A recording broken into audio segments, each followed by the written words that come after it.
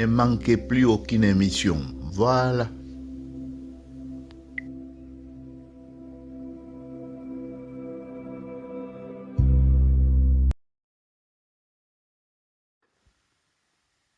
Bonjour à tous. Et merci, puisque on constate que de plus en plus, il y a de gens qui sont touchés par notre chaîne, de personnes de plus en plus nombreuses, de plusieurs pays. Aujourd'hui, par exemple, je pourrais saluer nos téléspectateurs de Zambie qui viennent de s'ajouter à la liste de téléspectateurs de Top Chronique TV. Je voudrais aujourd'hui partager avec vous la préoccupation ou bien un détail peut-être qui ne retient pas l'attention de beaucoup d'entre nous. Mais je vais vous dire tout à l'heure que quand les Occidentaux sont venus dans nos pays d'Afrique, tout comme d'autres, ils ont amené avec eux un bouleversement. Donc, le bouleversement de nos mœurs, de nos coutumes, bouleversement dans notre mode de vie, bouleversement même sur le plan de l'espace, tout comme de l'histoire. Bref, le bouleversement dû au contact avec l'Occident est resté comme un cachet sur nous. Le cachet qu'on pouvait par exemple mettre sur des esclaves pour le reconnaître, qu'ils sont esclaves de monsieur tel, ou de monsieur tel, ou de madame tel. Parmi les cachets qui sont restés sur nous, je vais vous dire tout de suite, ce sont les prénoms. Les prénoms que l'Église ou le christianisme a introduits chez nous. Et c'est pour cela que je vous pose cette question. Connaissez-vous la signification du mot Robert? Tout simplement, le mot Robert. Et votre propre prénom là, il vous est arrivé de prendre un peu de temps, un peu de minutes pour décortiquer quelle est la signification. Le nom provient de quel terroir, de quelle tradition. Qu'est-ce que ça veut dire dans cette tradition-là? Il y en a même qui prennent aussi des sobriquets. J'ai vu mon petit-fils prendre pratiquement le nom Wallace. Quand je lui pose la question, Wallace vient d'où? Comment toi tu peux prendre ce nom Wallace puisque c'est un grand bandit, un voleur? Comment toi? Oh non, c'est dans le film que j'ai pris ça. Mais tu prends comme ça sans savoir ce que ça signifie.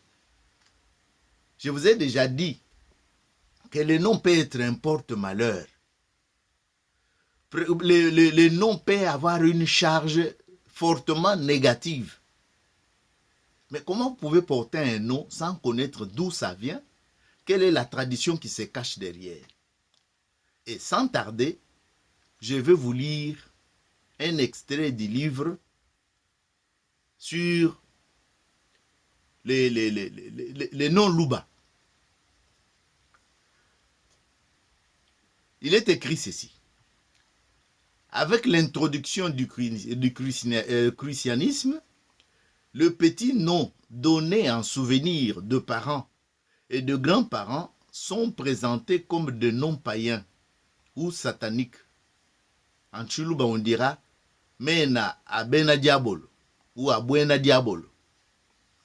Ces petits noms ont laissé place aux petits noms choisis dans le calendrier des saints par le prêtre ou dans la Bible par le pasteur qui baptisait l'enfant ou plus tard par le parent ou par le baptisé lui-même.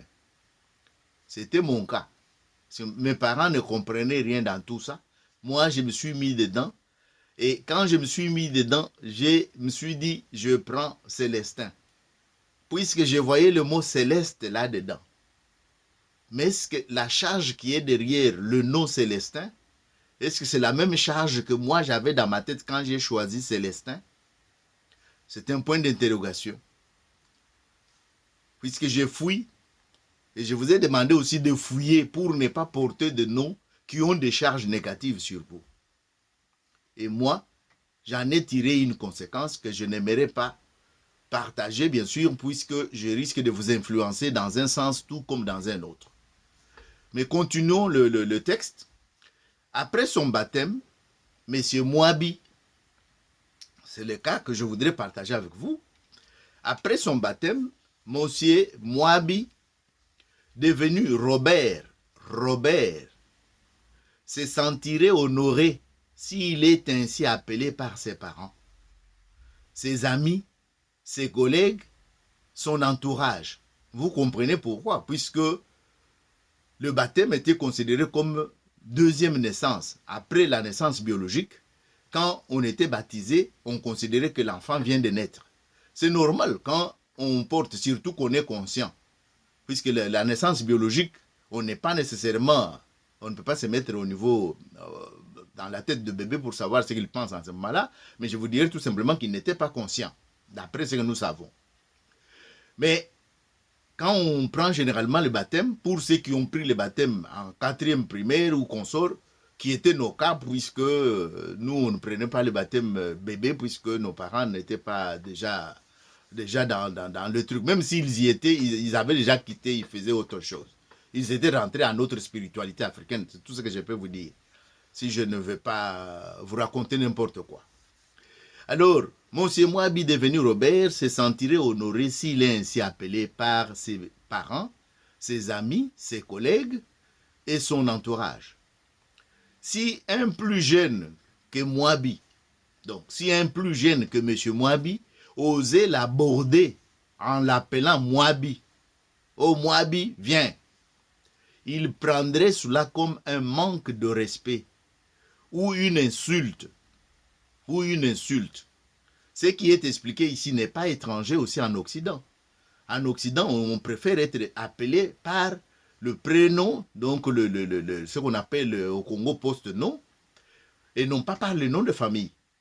C'est-à-dire s'il est Miller William, autant l'appeler Wilhelm que de l'appeler Miller, le nom de la famille, de sa famille donc. Puisqu'ici, les noms de famille peuvent aller jusque parfois au Moyen-Âge, à des temps très reculés. Alors, ce n'est pas aussi seulement M. Moabi qui s'est fâcherait, mais ici aussi, on utilise aussi cela. Dès que tu donnes les deux noms, on préfère prendre quel est le nom qui n'est pas le nom de la famille. Donc, les noms qui te distinguent des autres membres de famille. Par exemple, si tu es Moabi, chaque enfant pourra prendre Moabi, mais on ajoute un deuxième nom, Moabi Kalamba. Alors, les gens préféreraient ici, par exemple en Occident, t'appeler Kalamba au lieu d'appeler par Moabi, puisque Moabi, on considère que c'est un patrimoine de ta famille qu'on doit au moins respecter.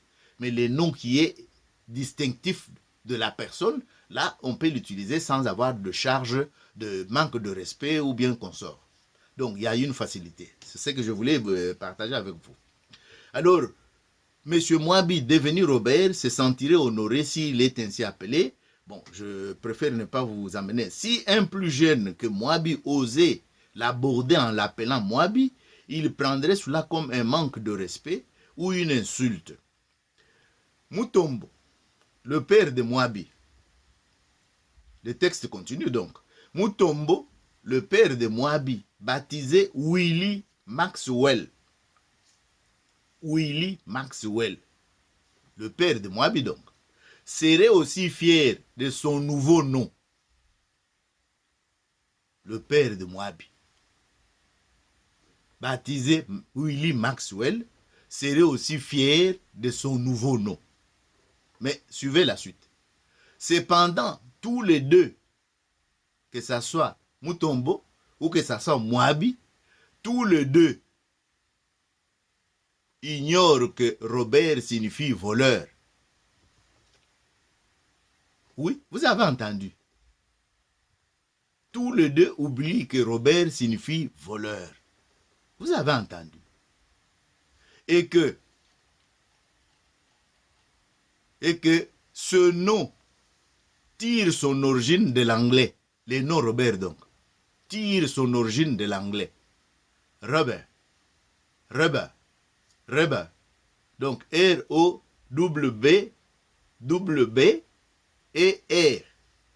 Robert. C'est de là que vient le nom Robert. Et Robert, vous pouvez consulter vos dictionnaires, c'est tout simplement voler. Robert. C'est tout simplement voler. Si je n'ai pas bien prononcé le vocabulaire anglais, que ceux qui parlent l'anglais puissent bien m'en excuser. Mais vous avez compris. Mais les deux là, quand ils choisissent ou quand le prêtre a choisi pour eux dans le calendrier et consort, ou quand ils sont fiers, mais ils ne savent pas qu'ils portent un nom. S'ils rentrent dans les endroits, dans le terroir où on a pris le nom Robert, tout le monde se moquerait d'eux. Je me rappelle encore l'histoire que mes collègues de l'éducation à la vie nous ont racontée. Quand ils sont arrivés en mission dans le Haut-Zaïre, ils ont ouvert des séminaires et au début, ils déchiraient des cartons, ils découpaient des cartons que les gens pouvaient mettre leur nom ou bien ils demandaient aux gens de découper soit le papier et puis ils pouvaient mettre ici pour faciliter l'échange en appelant chacun par son nom. Ils ont dit, bon, allez, coupez les macarons. Il semble, d'après ce qu'on nous a rapporté, que les religieuses qui étaient venues d'un pays de l'Occident ici, que ceux qui se sont déjà promenés ou qui parlent la langue espagnole, ils peuvent se retrouver. Il semble que dans les terroirs là-bas, le mot macaron signifierait tout simplement les organes intimes féminins. Alors, vous comprenez à peu près la charge que peut avoir le nom. Je vous donne cet exemple pour vous dire que le nom que nous portons, essayons de décortiquer. Et est-ce qu'il était nécessaire de porter ces noms-là en plus? Bon, c'était une imposition. Celui qui ne le faisait pas ne pouvait pas aller à l'école. Celui qui ne le faisait pas, il ne pouvait pas partager certaines choses. Et les administrateurs étaient en complicité avec les missionnaires, surtout catholiques, en ce qui concerne précisément ma région. Donc, il était parfois difficile de sortir de ce mécanisme-là. Mais aujourd'hui, il y en a qui ont la possibilité tout simplement d'aller déposer ces noms-là. Dire tout simplement que je ne veux plus porter ça. Il y en a qui ont la possibilité. Mais il semble qu'il faut payer quelque chose. Bon, Monsieur Mouabi et son père ignorent également que le nom de Willy fut porté par un grand esclavagiste. Le nom de Willy fut porté par un grand esclavagiste du nom de Willy Lynch. Du nom de Willy Lynch. D'où le terme lynchage. Et le verbe lyncher, qui signifie exécuter sommairement sans jugement régulier et par une décision collective, un criminel ou un supposé comme tel.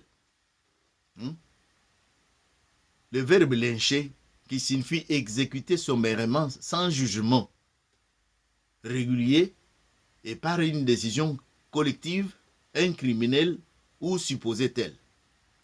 En plus, Mouabi et son père ne savent pas qu'en Occident, il y a des personnes qui s'appellent Jean Robert, Pierre Willy, Paul Anderson, Jean Maxwell, Robert, Willy, Anderson, Maxwell étant leur nom patronymique ou nom de famille.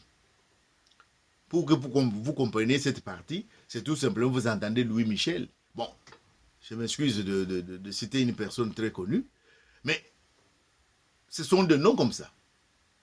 Et son fils, vous savez ce qu'il est. Il a ajouté aussi son nom. Ouais.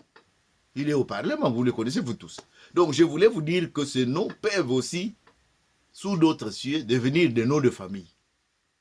Mais maintenant, pourquoi on nous a amené tout ce bouleversement-là C'est ça la question, un point d'interrogation que je me pose.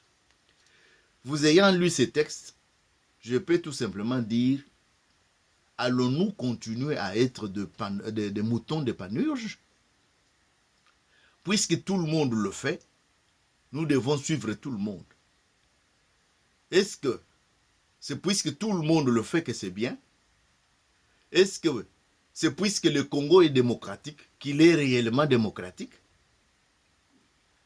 Ayons parfois l'habitude ou le réflexe de prendre un temps pour critiquer, pour analyser, pour parfois comprendre certaines choses qui nous collent comme un cachet, mais parfois avec des charges négatives. Donc, des charges négatives, comme je viens de le dire, et je pense que chacun de nous pourra à son niveau méditer, examiner, arrêter ces textes pour le lire encore profondément. Et c'est par là que je vous dis merci beaucoup pour votre attention. Et à la prochaine. Ciao.